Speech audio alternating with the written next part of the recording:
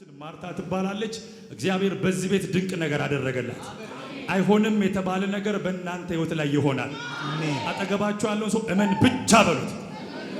እግዚአብሔር ችግርን ይፈታል በሉት። ችግር ይፈታል። በጣም በሚገርም ሁኔታ እህታችን ማርታ ብዙ ጊዜ እግዚአብሔር ሰው ከፈለገ በትንቢት ከፈለገ ስም እየጠራ በተለያየ እግዚአብሔር ባዘዘው መንገድ ያገለግላል። እግዚአብሔርም ታምራት ያደርጋል። አሜን። ለሷ የሆነላት ደግሞ ምንድነው? ለእናንተም እምነት እንዲሆናችሁ ብዙ ጊዜ እግዚአብሔር ሰው መድረክ ላይ ቆሞ ያመማችሁ ቦታ ላይ እጃችሁን አስቀምጡ ነው። በዚህ ሰዓት ላይ እንዲህ በሚባልበት አዋጅ ላይ እሷ አልተነሳውም ማለች። ቁጭ ባልኩበት በጣም ኃይለኛ ህመም ነበረኝ። ወገቤ አካባቢ ኃይለኛ ከባድ ህመም ነበር። ባለቤቴ ማያቅም ነበር። መነሳት ስላቃተኝ እጄን ብቻ ጫንኩበት አለች። ክብር ለጌታ ይሁን። በዛ ቅጽበት በሽታው ተመታ። አሜን። ይሄ ብቻ አይደለም። እቤት ስትሄድ ሌሊት ቶይሌት ስትሄድ ስትቀመጥ የወጣው የተለየ አይነት ነገር ነበር። እግዚአብሔር በዛ ቅጽበት ቃል በወጣበት ቅጽበት ላይ ችግሩን መጥቶላታል ማለት ነው። ዛሬም እናንተ ችግር እንደዚሁ ይመታል። የተደበቀ በሽታ ቢሆን ዛሬ በጌታ በኢየሱስም ይሰበራል። አሜን። ኢየሱስ ጌታ ነው። አሜን። በጣም ተጨንቄ ነበር፣ አስጨንቆኝ ነበር። ቁጭ ባልኩበት ቦታ ላይ ነው በእምነት እጄን ጫንኩኝ። ከዛም ቤት ስሄድ ሌሊት ላይ እንደውም ፎቶ ላይ አድርገዋለች። እማላቀው የተለየ ነገር ነው የወጣው። ከዛን ቀን ጀምሮ በሽታው ተመታ አለች። ሁለተኛው ደግሞ ይሄ የመጨረሻ ልጇ ነው። ሁለት ከዚህ በፊት አሉና የወለደችው በምጥ ነው። ከዛ ሐኪም ይላታል በኦፕራሲዮን የምትወልጁ በጣም አደገኛ ነው ስላት ጊዜ ኖ አይሆንም አለችና ባለቤቷን ላከችው። እንዴትም አድርገ ከነቢይ ታምራት ጋር ዘይት ዘሊን አለችው። ክብር ለጌታ ይሁን። እሱ መጣ ይዞ ሄደ። በቀጠሮ ሰዓት በኦፕራሲዮን ሳይሆን እንደለመደችው በምጥ ወለደች።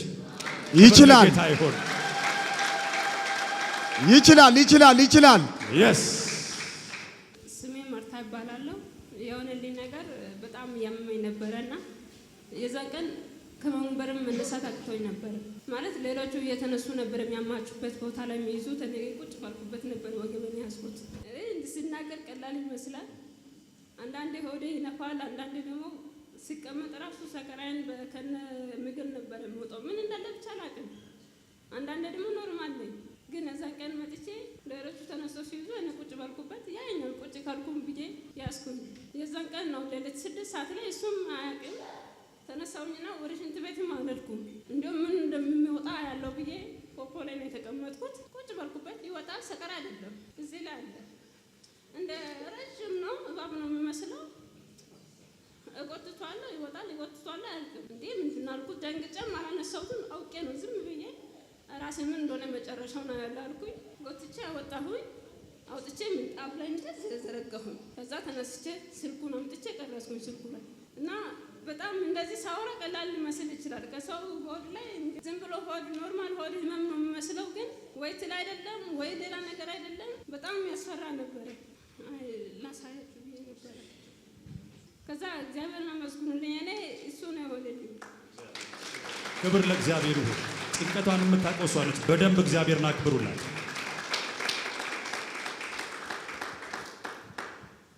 ሁለት ልጆች አሉኝ። እቺ ሶስተኛ ናት። ሁለቱንም በምጥና በቀላል 20 ደቂቃና 15 ደቂቃ ልዩነት ነው የወለድኳቸው። እንደ ሌላ አልተቸገርኩም። እዚች ላይ ግን ኦፕራሲዮን መሆን አለብሽ ተባልኩኝ እና ወሩም ደግሞ 10 ወር ከምናምን አሉኝ። እንዴት እንደዛ ሊሆን ይችላል? ለምንድን ነው እንደዛ ሊሆን የሚችለው? ለምንድን ነው ደግሞ ኦፕራሲዮን የሚሆነው? ያልተለመደብኝ ነገር ለምን ይሆናል እንደዚህ? እግዚአብሔር ጋር ክርክር ጀመርኩኝ። አልለመድኩም፣ ግን ለሌላ ሰው ኖርማል ነው። ለእኔ ግን እኔ ስላልለመድኩኝ ትልቅ ነገር ሆነብኝ። ለምን እንደዚህ አመጣው ብዬ ከእግዚአብሔር ጋር ክርክር ጀመርኩኝ። እዚህ ከቤት መውጣታችን ሩቆታችን አትሂጂ የተባልኩበት ሰዓት ነው። ሰኞ አበበች ጎበና ትልክ ያለው ቀጠሮ አለኝ። አርብ መጣውና እዛ ጋር ቁጭ አልኩኝ። አንዴ ወደ ታች አንዴ ወደ ላይ ሄዳለሁ። ማንም አያየኝም። እነሳለሁ፣ ቁጭ እላለሁ፣ አያስቀምጠኝም።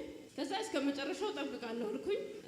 የእግዚአብሔር ሰው ነብይ ተነስቶ እናንተ ነገር ጸልያችሁም መልስ ካጣችሁ ወይም ደግሞ ቶሎ ካልተመለሰ በዛ መሀል ላይ እንድታልፉ ነው ብሎ እየነገረ ነበር።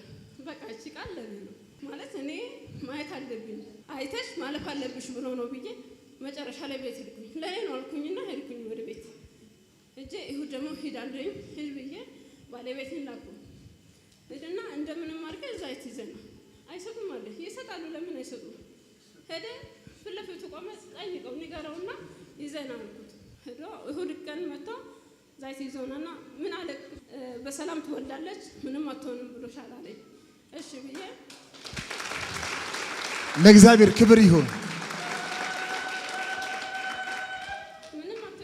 ምንም አትሆንም በሰላም ትወልዳለች ብሎሻል አለኝና እሺ ብዬ ከእሁድ ጀምሮ ማታ ማታ ሁሌ ሽንት ሲቀመጥ እየቀባው ነው ዘይቱን እንደዚህ በጣቴ እንደዚህ አድርጌ እቀባዋለሁ። ሽንት ሲቀመጥ እንዴት እንደማደርገኝ እኔና እግዚአብሔር ብቻ ነው የምናውቀው። ከዛ ሐሙስ ቀጠሮ ነበረኝ። ሰኞ እሁድ ጀመርኩኝ። ሰኞ ማክሰኞ ሌሊት ላይ እንሳት ላይ እንደዚህ እንደ በፊቱ እየቀባሁኝ ፈነዳ። ከዛ ሄድኩኝ። በቃ ምጥ ነው መጀመሪያ ያመኝ ነበርና ተነስቼ እንደ በፊቱ ነው መስሎኝ ነው እንደዚህ ተነስቼ እንትን ያልኩት። ቀብቼ ወዲያውኑ ፈነዳ። ውሃ የምትባለው ፈሰሰ። በሰላም ወለድኳት። እግዚአብሔር ይመስገን። ክብሩ ለእግዚአብሔር ይሁን። አሁንም ባለቤት አያውቅም። ከዚህኛው ጣትና ይሄኛው በጣም የተለየ ናቸው። 5 ጣቶች የቀረ ዘይት ነበረና እኩል መሆን አለባችሁ እናንተ እያልኩኝ ጸለይሽ። ዘይቱን እየቀባሁ እግዚአብሔር ታምራት አምላክ ወይ ስማኝ፣ እነዚህ ጣቶች እኩል መሆን አለባችሁ፣ ልጄ ጎደሎ መሆን የለባትም እያልኩኝ እየቀባሁ እኩል ሆኗል። አሁን ተስተካከለ።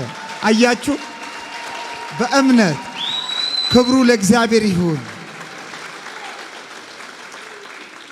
አያችሁ፣ አጭርና ረጅም ነበረ፣ ተስተካከለ። አንደኛው ክብሩ ለማን ይሁን? ያ ብቻ አይደለም። ሰገራ ስትቀመጥ መግል ደም ነበረው። ልክ እንደ እባብ የሚመስል ነገር ወጣለች፣ ተነቅሎ ወጣ። ዛሬ የትኛውም ችግር ከላያችሁ ላይ ይነቀል።